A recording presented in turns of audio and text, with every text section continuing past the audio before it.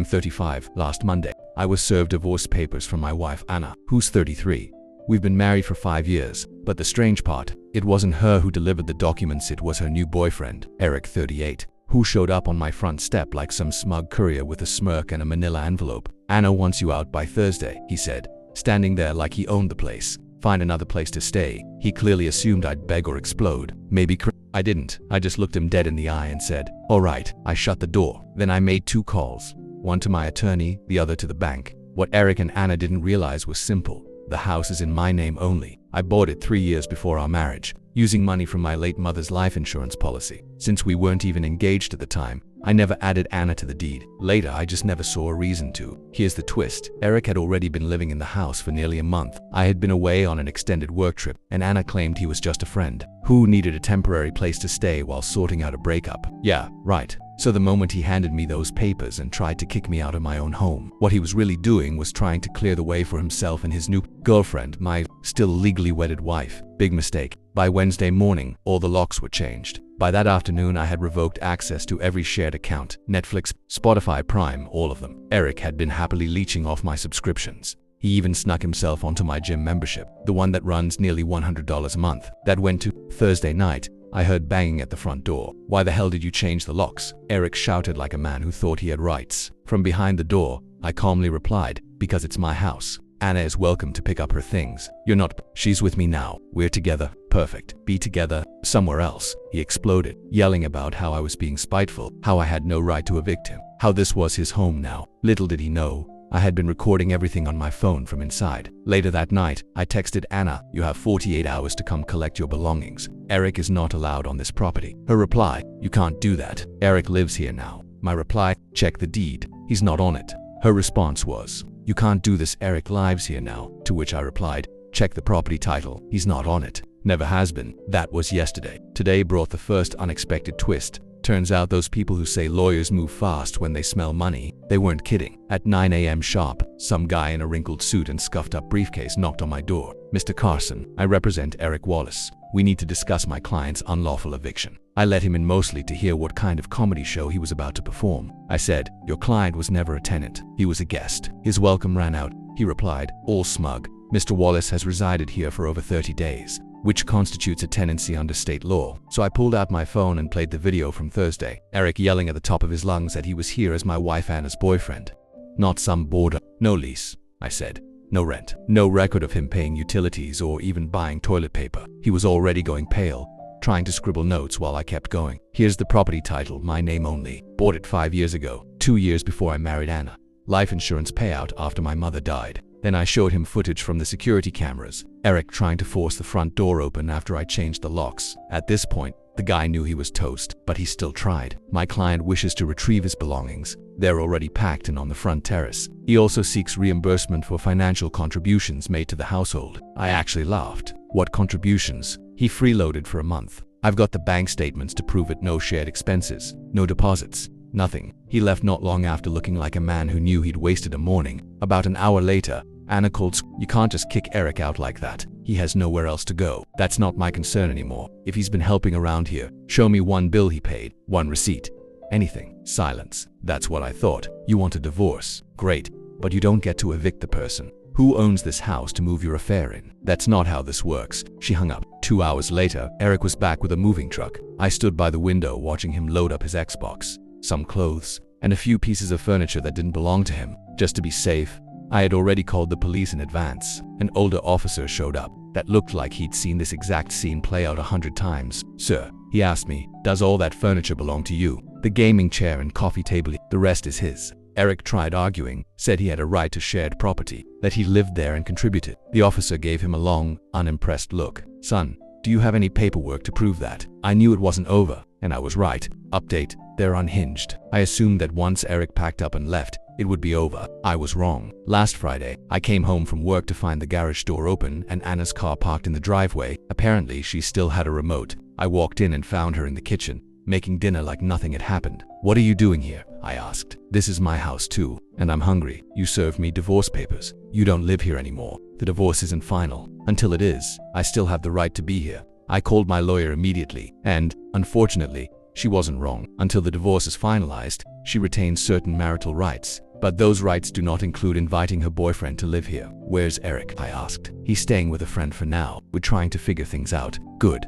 He's not welcome here. That night, I overheard her on the phone with him. Just give me a few days. I'll convince him. He'll give in. Give in to what? The next morning, I noticed my laptop, iPad, and watch were missing from the nightstand. I texted her. Me. Where are my things? Anna. What things? Me, laptop, iPad, watch. Anna, I don't know what you're talking about. I checked the security camera footage. 6:03 a.m. AAL, loading my electronics into her car. I called the police and filed a theft report. The responding officer was the same one from the moving day debacle. You folks again. He sighed. I showed him the footage. Anna tried to claim the devices were marital property. Ma'am, the officer said, holding up receipts I'd already provided. These items were purchased before your marriage. This is theft. She returned everything. But the look on her face told me this wasn't over. That same afternoon, Eric came back. Dude, you need to calm down. Calm down. She stole from me. That's how she protects herself. She's scared. She thinks you're hiding assets. Then she should talk to a lawyer, not take my property. Then he said the words that ended any remaining patience I had. What if we just share the house until the divorce is done? It's big. There's room for all three of us. I stared at him. Was he serious? You want me to live in the same house as my wife and her boyfriend? Said like that. It sounds weird. He muttered. Why is it weird, Eric? He added. You're being unreasonable. I almost laughed. I'm the unreasonable one. My wife, you, and my house. And I'm the problem. He looked genuinely offended, as if I'd crossed a line. But I had one more card to play. And this time, I wasn't going to just say no, was going to make sure neither of them could step foot in my house again. To be continued. Update 3. I knew something wasn't right. Last weekend, I went out of town to visit my mother for her birthday. I was away from Friday to Sunday, and when I pulled into my driveway around 9:15 p.m. Sunday night, the moment I opened the front door, I caught a whiff of weed and noticed empty beer bottles littered across the living room table. The second I stepped into the guest bedroom, I saw it. Eric's duffel bag, shoes, and a hoodie tossed over the chair. He had moved back into my house. Again, I stood frozen in the middle of the room, trying to register what I was seeing when Anna casually strolled out of the bathroom, wrapped in a towel, hair damp. Oh, you're back early, she said. I checked my phone. It's 9 o'clock at night. I told you I'd be back Sunday. That never changed. Eric just needed a place to crash for the weekend. She replied like this was all normal. So why are his things unpacked in the closet full? Looks like he's living here. Right then, Eric walked out of the kitchen mid-bite on a sandwich made from my groceries, my deli meat, my bread, my mustard looking way too comfortable. Hey man, hope you don't mind, we were starving. That's when I noticed something else.com. Where's the TV? What TV? Anna asked, feigning innocence. The 65-inch Samsung that was mounted right there. I pointed to the blank wall. They exchanged a glance. Not sure what you're talking about, she said. I pulled out my phone and opened the security app. Sure enough, the indoor cameras were disconnected, but the exterior one still worked. There it was, Saturday morning, 11:48 a.m. Eric, in broad daylight, loading my TV into the back of a pickup truck. You two really thought I didn't have backups. You think I'm that dumb? I spun the phone around and showed them the footage.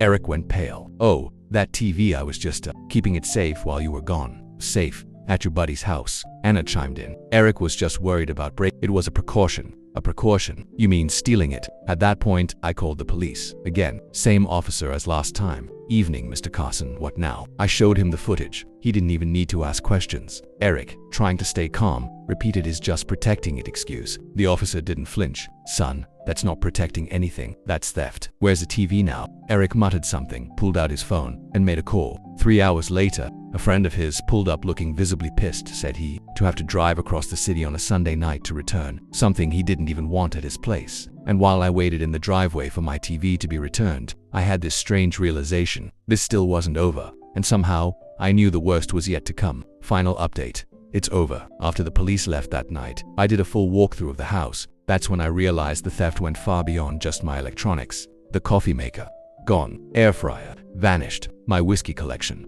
including some rare bottles, missing. In the garage, half my tool set had disappeared. Drills, socket wrenches, even my torque driver set. They'd been looting my house all weekend. I flagged the same officer who'd returned the TV earlier that evening. I need to file additional charges for theft, I said. That's when Eric suddenly panicked. Wait, can we just work this out, man? Like adults, there's nothing to work out. Eric, you broke in, you stole from me, and you're still lying. Eventually, the charges were filed. Multiple counts of theft, and yes, I included Anna in the report too. She may not have physically moved everything, but she absolutely knew what was happening. In fact, half the missing items were loaded into her car, which I had on video. But the best part, Eric's own friend, the guy who'd helped him move my things during the last fiasco, flat out refused to assist him again. "Nah, bro, I'm not getting dragged into your mess a second time," he said, backing away. So Eric had to return everything himself, one carload at a time. He made 4 trips, each more awkward than the last. Watching him carry my furniture back through the front door he'd once arrogantly claimed as his own was satisfying on a level I didn't know existed. During his last trip, he was hauling in the box of whiskey bottles. As he crossed the entryway, one slipped through his fingers. Crash!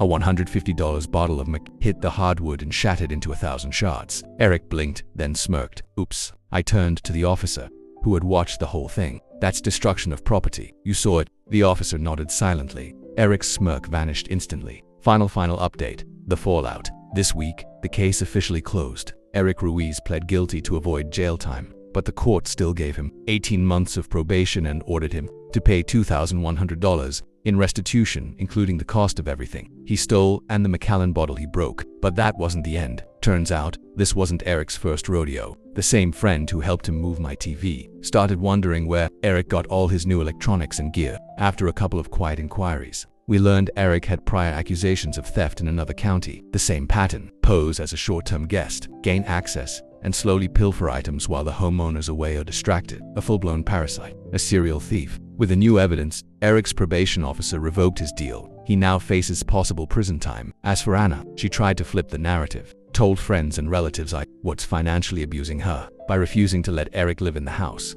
Claimed I was being controlling, vindictive, and cruel. But no one believed her. Her own father called me privately. "I didn't raise her to be like this. What she's doing is a disgrace." The divorce was finalized last week, thanks to our state's laws where adultery still nullifies certain benefits. She received no alimony, and because everything was in my name, the division of assets was minimal. I lost a bit of time, peace, and a bottle of Macallan, but I gained something better: closure, and a very, very clean house. Anna got her car, a few boxes of clothes, and about $3,000 from our joint account. She's now living in a cramped studio apartment across town.